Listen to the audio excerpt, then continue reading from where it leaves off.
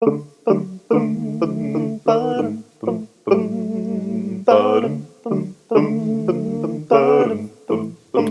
everybody, and welcome to another one of our conversations here with Dan.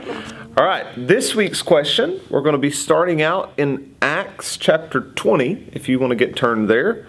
But the question is, in this passage in Acts and another one in 1 Corinthians, is it talking about a weekly Sabbath, or is it talking about the first day of the week? And I believe both passages are referencing like the Sunday assembly and that sort of thing, and various things associated with it. So, should we read them, or do you want to have some opening comment? Well, the first day of the week, let's talk about that. Okay. First, let's talk about the word Sabbath in the person's question. Mm-hmm. The word for week in the Greek New Testament is Sabbaton. Sabbaton. Okay. And that word means the seven. Okay? Okay. The Hebrew term Shabbath means the seventh with a TH, the seventh day. Okay. And it goes back to, in 6 days the Lord made heaven and earth, but on the seventh day, Genesis chapter 2, verses 1 through 3, that's when God rested, the seventh day. Yeah.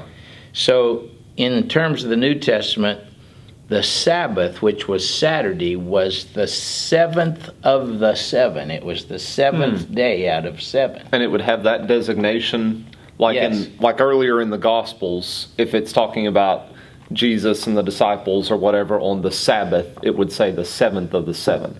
It says the seventh. Okay. On the seventh, the seventh day of the week. Okay. But in the accounts of the resurrection of Christ in the Gospels, chapter 28 of Matthew, verse 1, it says, late on the Sabbath, as it began to dawn on the first of the seven. The first of the seven. Mia Sabbaton. Yeah. Not the seventh of the seven, but the first of the seven. The first of the seven is Sunday. Okay. The seventh of the seven is Saturday. So the original language gets pretty specific. It's extremely specific. Yeah.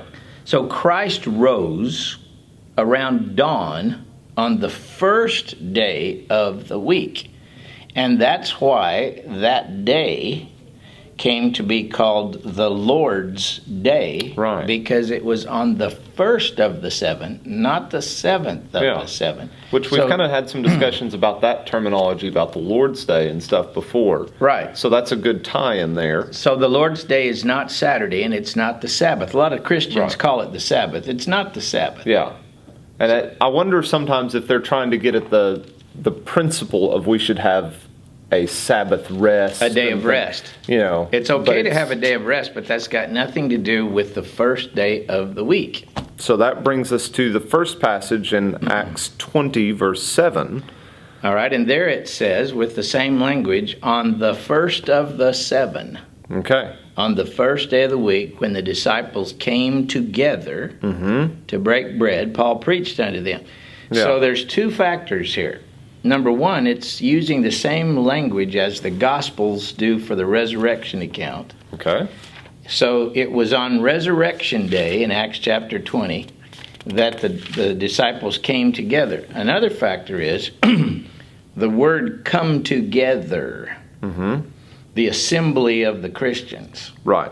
Throughout 1 Corinthians chapter 11 and chapter 14, that terminology is used. For example, in 11:17, when you come together, I do not praise you, for your coming together is not for the better, but for the worse. Yep.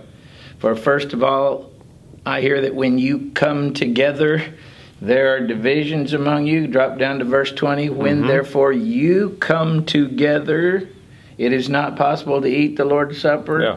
Drop down to 33. A lot of repeated language in here, yeah. Yeah, go down to 33 and read 33 and 34. So then, my brothers, when you come together to eat, wait for one another. And if anyone's hungry, let him eat at home, so that when you come together, it will be not for judgment. There you go. Now go over to chapter 14. Okay. Which is all about the assembly. Go to verse 23.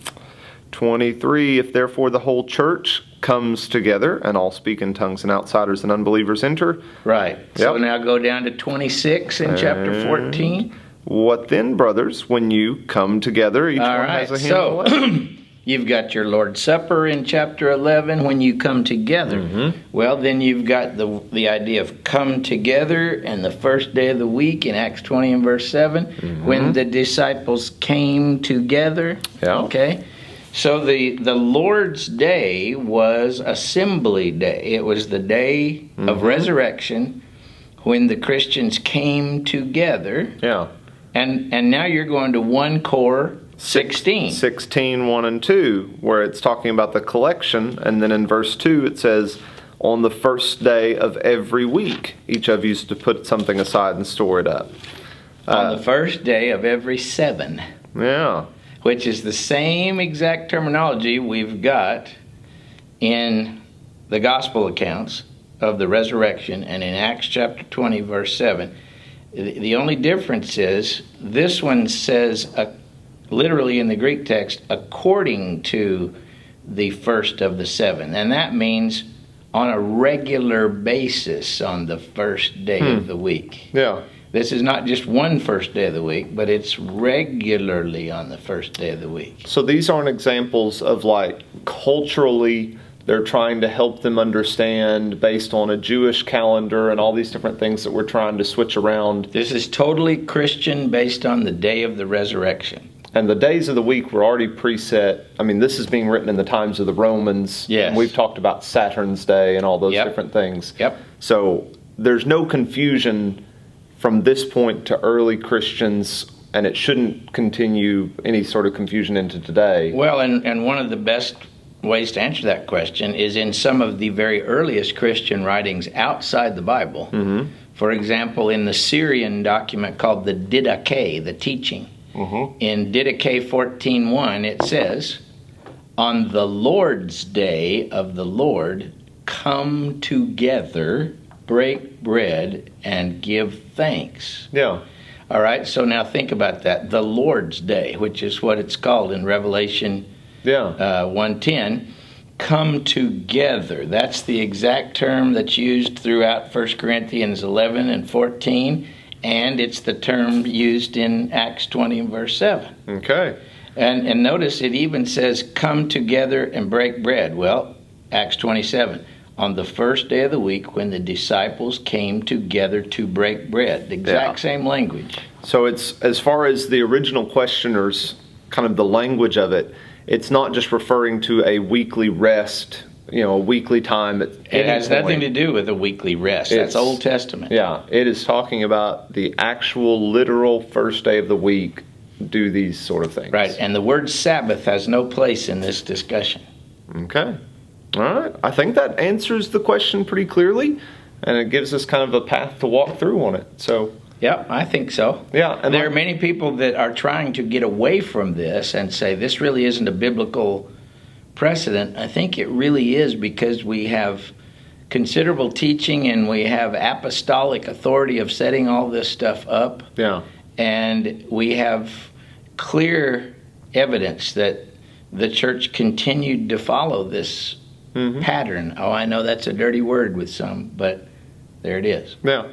And like I said, I think we've had a more in-depth discussion about that term Lord's Day in another video, and I'll try to link that in here as well. That'd so if you're interested in that, you can have some deeper discussion on that one. And by the way, the Lord, when you get into the New Testament, especially the writings of Paul and John and others, the Lord is the Lord Jesus Christ. It's not like the Lord in general. It's Jesus. Yeah. There's a specific person they're addressing. That's right. Yeah. All right. So thanks for the question. Thanks, Dan, again for your time. Y'all have a good week.